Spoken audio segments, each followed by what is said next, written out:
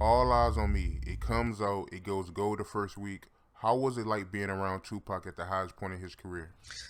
Man, when All Eyes on Me drop, that was the first time because Pac was such a down individual. Like when we around him and we in the house with him, when we chilling, he like a normal dude.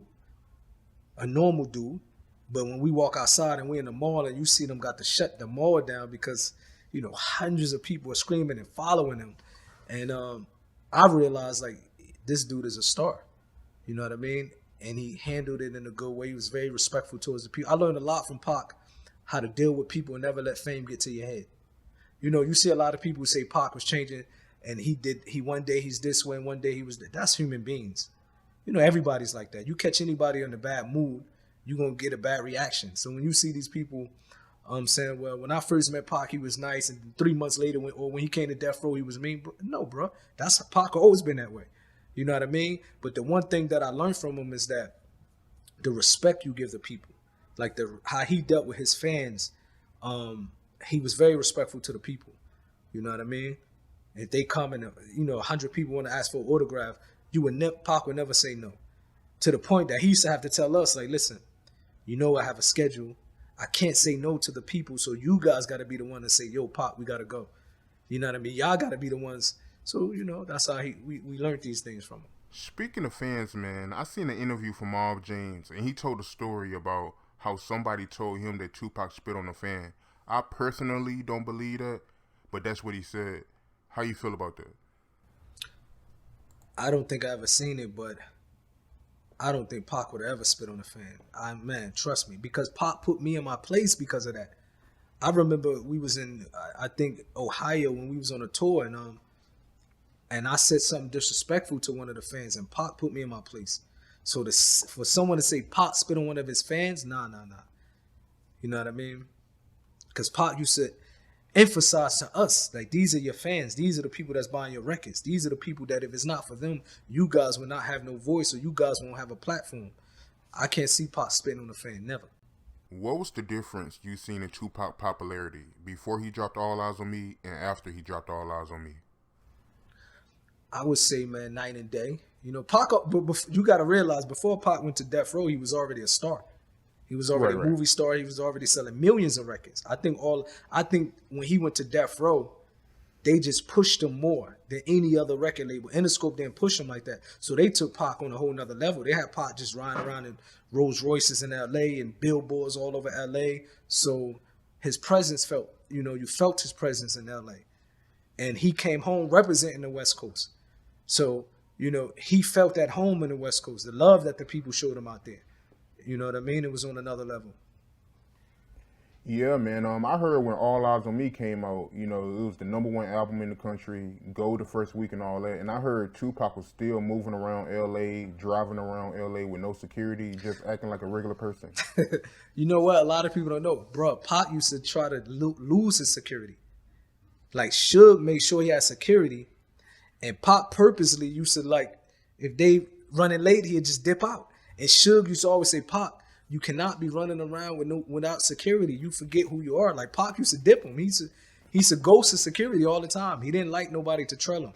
You know what I mean? Many times we'd just be, pop up, Pac could say, let's go. We go to Melrose, Sunset Boulevard, go to a restaurant, eat like normal people, no security. He felt comfortable that way. We had guns though. Don't get me wrong. He made sure that we ain't leaving the house without that gun. But he didn't like security to always be trailing him like that. Y'all went on tour after All Eyes on Me dropped, right? We went on a small tour. I think we probably had 2 shows only. It didn't last long. I Tell me think about that that. I think we went to. I remember Cleveland, Ohio was one of the places we went. It was winter. I remember it was cold. I think we probably only did 2 shows in it. I think back then you got to realize in the '90s, going to rap concerts was dangerous. So I think they was going to start the tour, and then a few people, it was some shootings, a few people got killed at the concerts, and it just, never went on after that. Out of curiosity, how was it like being around Tupac every day? Like on an everyday basis, what is some of the stuff y'all did? On an everyday basis, what we did around Pac, Pac was an individual that worked from the time he went to Death Row. His main focus was work. I don't really recall him saying I'm taking a day off. So Pac was a just normal dude. He didn't ask for much. He had a maid, and all he wanted to eat is fried chicken and orange soda. That's all he cared about. He tell a maid and also his cousin Jamala, when I come home from the studio, just have my fried chicken and orange soda ready, and Hennessy. And his whole thing was studio, home, set for the movies. Pac was a workaholic. He wasn't the type of person that you would see like, let's go to the club. He wasn't always in clubs. He was just an individual that was focused on work, especially when he came home from prison. And that's why he had so many songs. You know what I mean? That's why after he died, for the next 10, 15 years, they was putting out an album every year. Was you ever on a movie set with Tupac when he was shooting the movie? The first set that I ever, was on with Pac was the Bullet movie. He shot that in New York with Mickey Rourke. That was actually the first time I was ever on a movie set. And then, of course, when he went to Death Row, he did the movie with Belushi. What is Jim Belushi? Yeah, Jim Belushi. He did a movie with Jim Belushi, and then he did another one called, I forget another one, but we was on them sets because it was torture for us.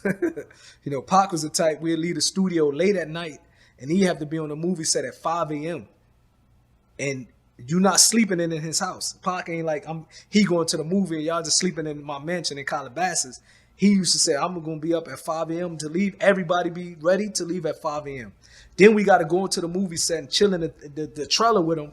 And I remember that joint used to be torture. You know what I mean? Like, damn, man, why this dude keep bringing us to the movie set? I want to sleep. Like, I used to be in that joint with attitudes, man. Any stories from being on set while Tupac was shooting the movie?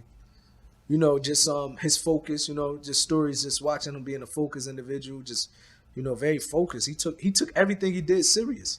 But on the movie set, we had fun, bro. We used to have push-up challenges. You know what I mean? I remember on one of the movie sets, because Pac, between the sets, between the filming, he'd go back to his movie, his trailer, he'd just be doing all these push-ups. That's why everybody seen Pac rip. He do all the push-ups, you know what I mean? And Pac, from the outside, when you look at him, he looked frail, even though he ripped. And at that particular time, I think I was about 16, 17 years old. And when I was 16, 17 years old, for some reason, I don't know why, maybe every 17-year-old think this way, I used to just think nobody can beat me. And I used to really think even Tupac can't beat me. Like, I used to sit at him and be like, man, this dude's skinny, this and that. I had that mindset. And I remember on the set of one of the movies in L.A., I challenged him. And I was shocked how strong he was, you know what I mean? Like, we tried to wrestle. I tried to hem him up. And that dude, like, did something. After that, I was like, man, I'm never talking back to him after this. He just put me in the place, you know what I mean? So these are things we used to do on a movie set with him. Have a good time, bro. You know what I mean? How far do you think Tupac acting career would have went if he would have lived? If Pac would have been alive, I think he would have been the first Will Smith. These actors that's, took, that left the music industry. Who else? Mark Wahlberg. Like, Pac would have been the first person that, he was ahead of him when it came to acting. His passion was acting. And you know what I mean? He was about to start getting into more movies. He was writing movies. A lot of people don't know Pac was actually writing scripts before he passed away.